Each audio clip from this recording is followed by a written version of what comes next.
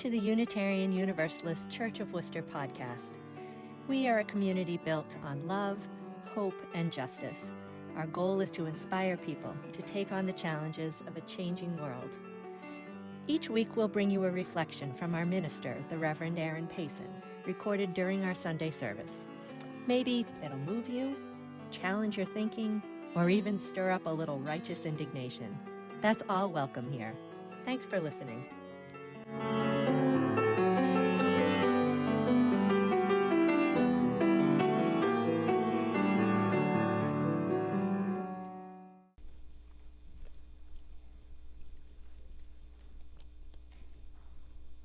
I believe that God is nature, or that God and nature, as far as we can attach any radical ideology to either, is synonymous in terms.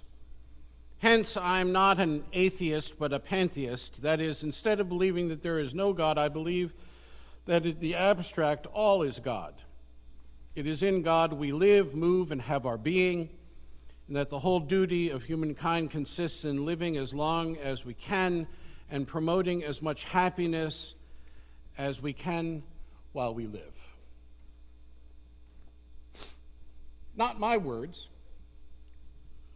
These are the words of once Universalist minister Abner Neeland, who published his creed around 1833 and admitted he no longer believed in the God espoused by most Universalists, most Unitarians, most Congregationalists, and most forms of Protestantism and Catholicism at the time.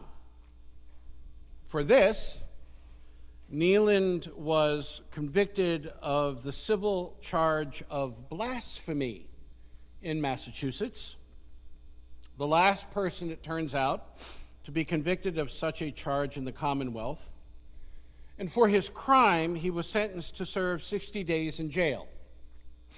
Now, lest you think that this was some attempt by right-wing conservative Christians to uphold a particular form of piety, it should be noted that the prosecutor in his trial, as well as the defense attorney, and as the case wound its way to the Supreme Judicial Court of the day, the Chief Justice of that court, were all Unitarians, which is perhaps one of the most telling anecdotes that demonstrated the social distinctions between Unitarians and Universalists in the early part of the 19th century. Unless we think that Neeland's crime was particularly religious in nature, historians like Unitarian Universalist minister and former president of the Unitarian Universalist Association, John Burns, point out that his real crime was that he challenged the social hierarchy of the day. Neeland supported the equal rights of women, the equality of the races. He suggested that women keep their names and their bank accounts. He spoke out in favor of birth control and divorce and interracial marriage. That the legal representatives around Neeland were Unitarian was not the only place we find our forebears in the moment, though. As Buren notes, a petition of pardon following the sentence was organized by Unitarian minister William Ellery Channing, and it was signed by other significant Unitarian figures like Ralph Waldo Emerson, Theodore Parker, George Ripley, Bronson Alcott, and the abolitionist William Lloyd Garrison.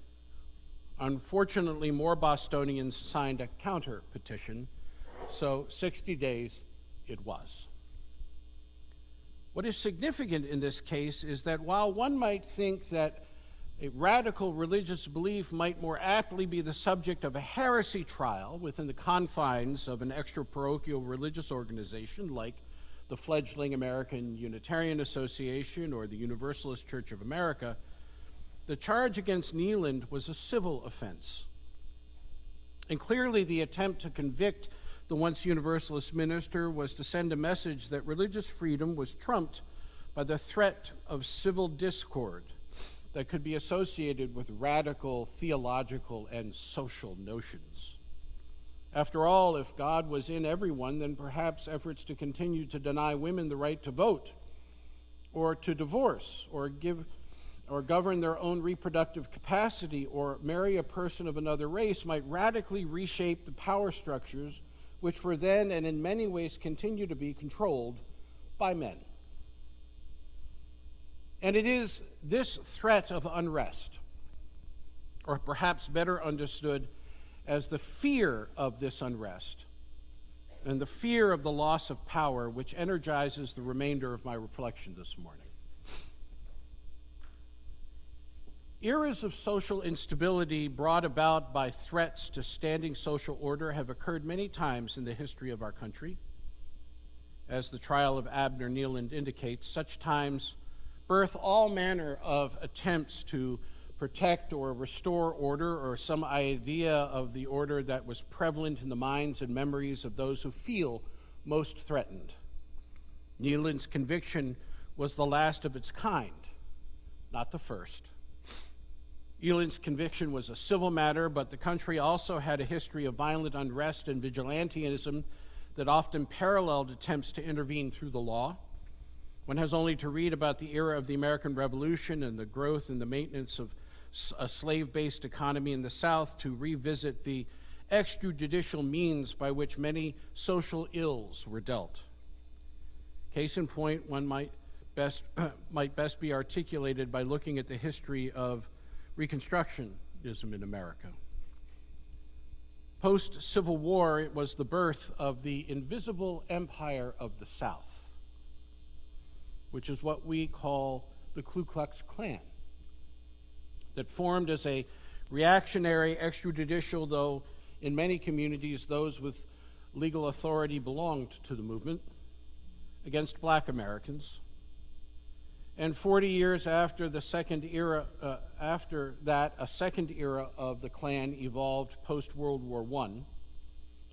Both of these related movements were born primarily of the idea that the new social order post-Civil War and post-Reconstructionism before it were associated with newly freed slaves, post-Civil War, World War I, by the influx of a diverse population of immigrants that threatened the power and prosperity of the white majority of the nation, especially the power of white working-class men. Of the later iteration of the Klan, historian Nancy McLean, and she has this extraordinary book that has now come out in a 30th anniversary edition called The Mask of Civility, I believe is the name of it.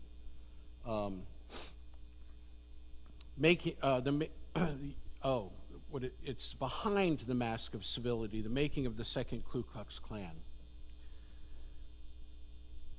She writes, what led mostly middle-class, white, Protestant, native-born men to feel so fearful and embattled in a society in which such people still controlled the main levers of power? McLean found that even minor slippage in the dominant position to which they were accustomed and told they were entitled to proved unsettling enough to rally literally millions to action and make them easy prey for disinformation from ambitious political entrepreneurs who presented a worldview that deftly appealed to every aspect of their unsettled identities and fears about the future. This was 1919. Anyone recognize this? She writes, I've since learned that there is an abiding potential for this to reoccur in modern America. Akin to a virus, I love that, akin to a virus that can go dormant for long stretches only to break out again with sharp shifts in the weather. The pattern so far would seem to be that when most white men feel secure about their standing, the virus stays largely dormant. But when conditions change to the point that they shake the confidence of large numbers of these men, and often their female partners too, and leave them feeling wounded and denied their expected status, the virus can be activated to stunning impact. This happened in the turmoil that followed World War I, and again in the wake of the financial crisis in 2008 and the election of Barack Obama, which led to the rise of the Tea Party movement, and many of those leaders and members went on to become MAGA activists of the Trump base. McLean points out that the Klan movement post-World War II fed on the white supremacist interpretation of history, of settler colonialism, in which European immigrants to North America conquered indigenous peoples, frequently using genocidal violence to displace them and expropriate their land and resources. It was a time then, and I would argue, and I think so does McLean now, when political entrepreneurs turned anxiety into activism. Like the second Ku Klux Klan founder, William Joseph Simmons, writes McLean, and the organization's marketing masterminds, Mary Elizabeth Tyler and Edward Young Clark, who recognized how branding white Protestant male identity politics could make them rich. Like Tyler and Clark before them, but on a much larger scale, individuals such as the right-wing radio guru Rush Limbaugh and Fox television hosts Sean Hannity and Tucker Carlson and Trump advisor Steve Bannon have amassed fortunes from inflaming fear and anger to create an embattled, trusting tribal identity among their followers. The particular brand of white Protestantism that is much talked about today is often identified as white Christian nationalism. And it turns out, like most things that become a mass media meme, the notion of Christian nationalism is far more nuanced than we might have been informed to believe. In their book, Taking America Back for God, sociologists Andrew Whitehead and Samuel Perry reveal such nuances. As the authors put it, Christian nationalism is a cultural framework, a collection of myths and traditions and symbols and narratives and value systems that idealizes and advocates for a fusion of Christianity with American civic life. But the Christianity of Christian nationalism is of a particular sort, they point out. We do not mean, they write, Christianity here as a general meta-category including all expressions of Orthodox Christian theology. Nor do we use such terms as evangelicalism or white conservative Protestantism to the extent that these represent certain theological interpretive positions as synonyms for Christian nationalism. On the contrary, the Christianity of Christian nationalism represents something more than religion.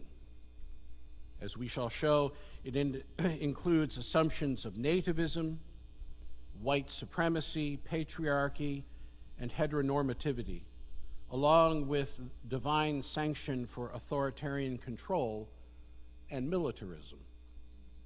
It is an ethic, it is as ethnic and political as it is religious. Understood in this light, write the authors, Christian nationalism contends that America has been and should always be distinctively Christian, reflecting this fuller, more nuanced sense of the term from top to bottom in its self-identity, interpretations of its own history, sacred symbols, cherished values, and public policies. And it aims to keep it that way.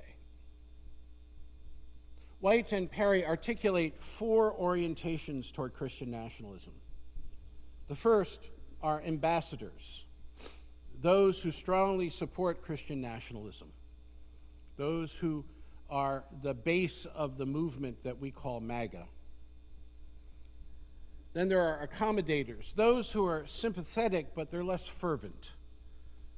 They might not go as far as those who are ambassadors in articulating the kind of social norms that are articulated. They talk about resistors, those who actively oppose the idea of Christian nationalism, but who accept that it is a force to reckon with. And then rejectors, who completely reject the premises and spend a lot of energy staunchly trying to refute its effect. And here's the thing. These categories cut across religious traditions, social status, gender and gender orientation, educational level, and political affiliation, even those who are ambassadors. That there is such diversity among adherents of Christian nationalism raises some interesting questions for Whitehead and Perry.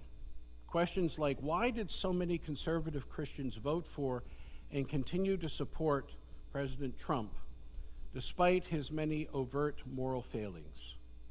Contrary to the dominant narrative offered by pollsters and pundits, the answer is not simply white evangelicalism or conservative Christianity. Rather, they show that Christian nationalism motivated Americans, whether they were evangelical or not, to see Trump as the defender of the power and values they perceive are being threatened. Or why do Americans advocate so vehemently for xenophobic policies such as a border wall with Mexico? They write, the answer isn't primarily about political allegiances, rather Christian nationalism, especially when it is held strongly by white Americans, appears to reinforce boundaries around the national group membership, encouraging antipathy and mistrust toward those who do not meet the membership requirements of native-born Christian and white, namely racial minorities, non-white immigrants, and Muslims. Christian nationalism expresses, they write, a particular racialized understanding of national identity.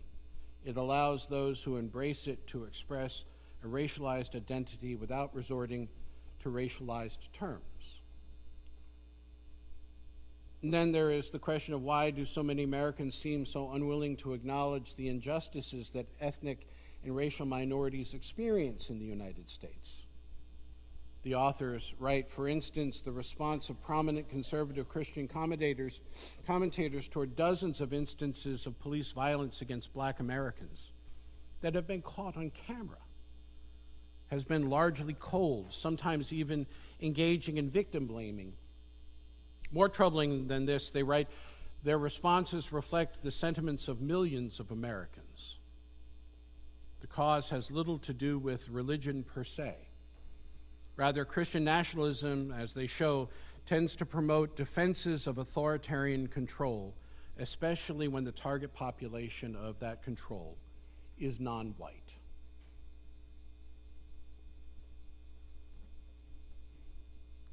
They continue, even though Trump's claim that refugees are a terror threat is objectively false, since 1980, not one person accepted as a refugee has been implicated in a terror attack.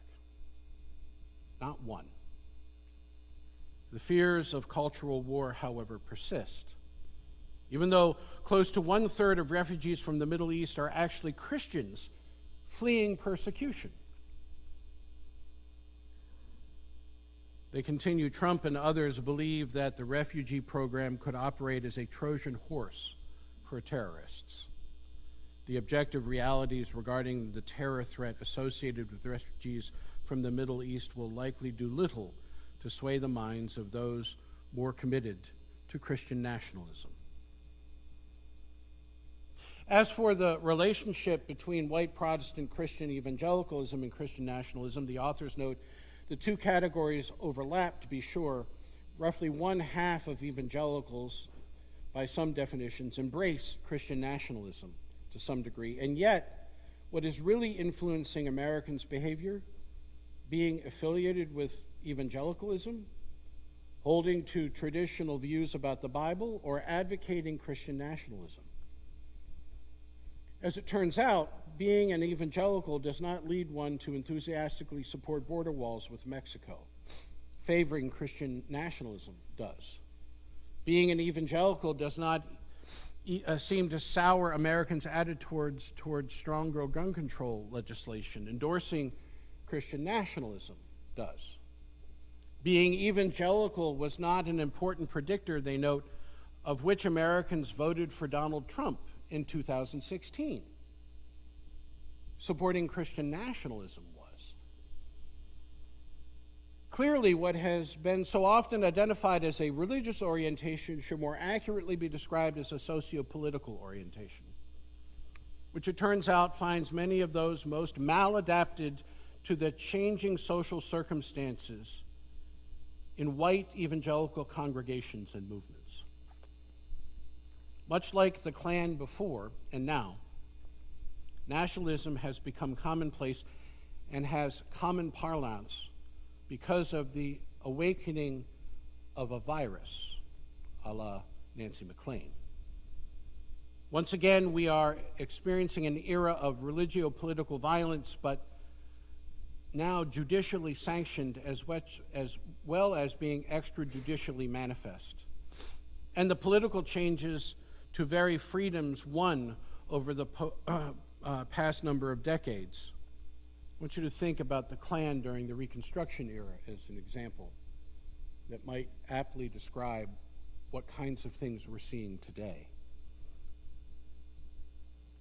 One of the bright points in this study conducted by Whitehead and Perry, at least for me, and the point at which I will conclude my remarks this morning, is it turns out that while publicly Christian nationalism is described as a movement to restore morality to America, the opposite is in fact the case, and it turns out that the more one is engaged in religious practice, the more likely they are to oppose Christian nationalism as a socio-political force.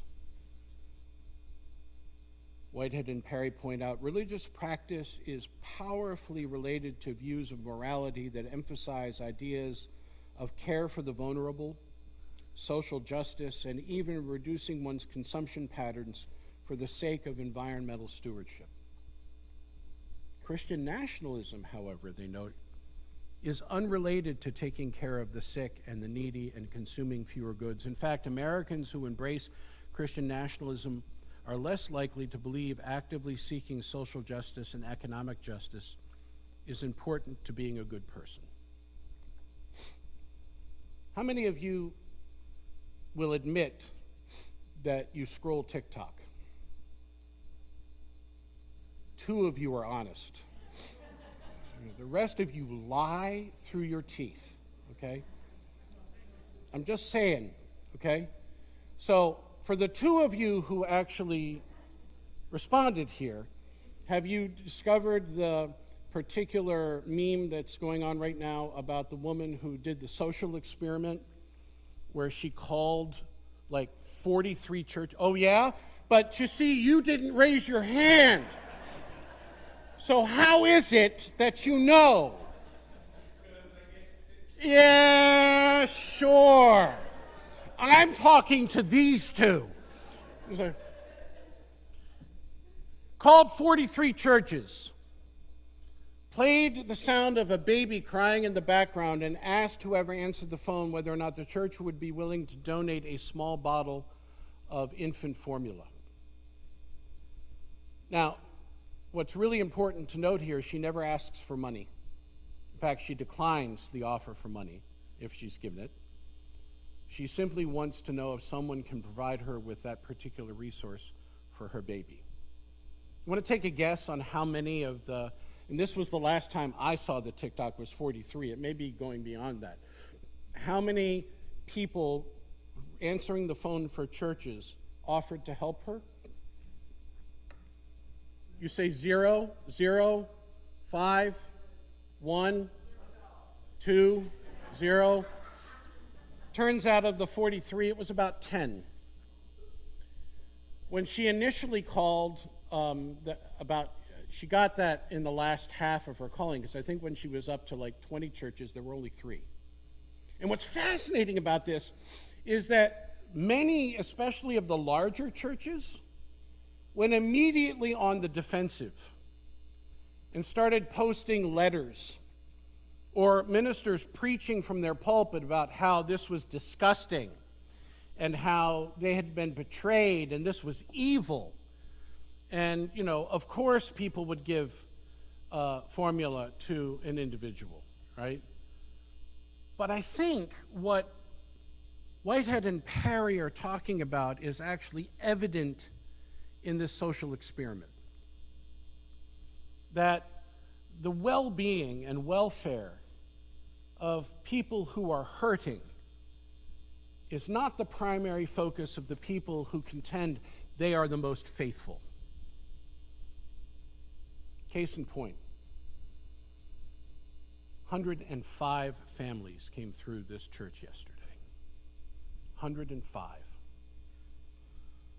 Not only did they receive ample groceries in order to get them through the next few weeks and the holidays, we handed out over $2,600 worth of grocery cards so that they could buy a turkey or whatever they needed.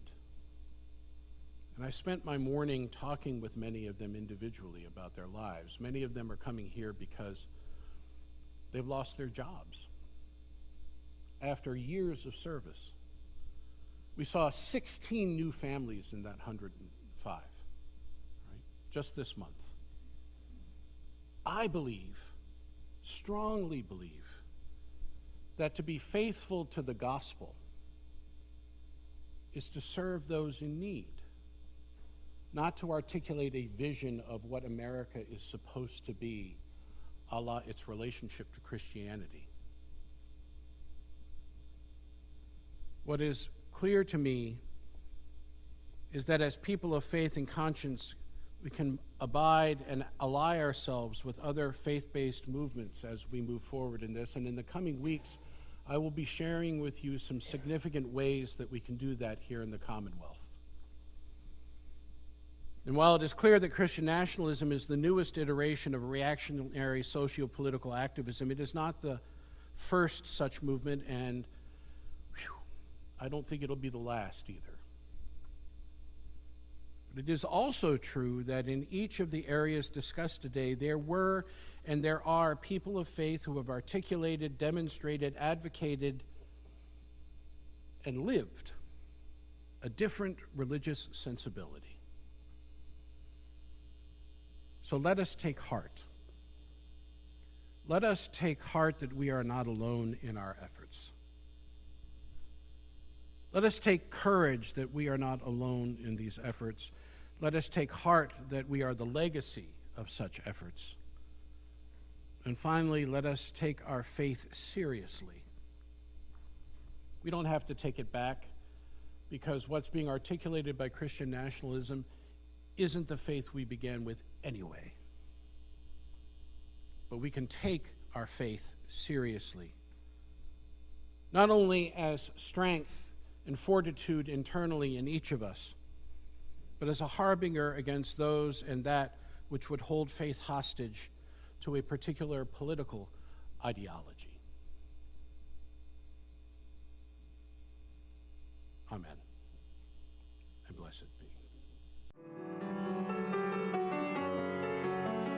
Thanks for tuning in. If you're just crossing our path, either new to this congregation or curious about Unitarian Universalism, check out our website, uucworcester.org. You'll find lots of information there about our beliefs, the 8 guiding principles, religious exploration for children and adults, our social action initiatives, and the many groups we offer to help people connect and have fun.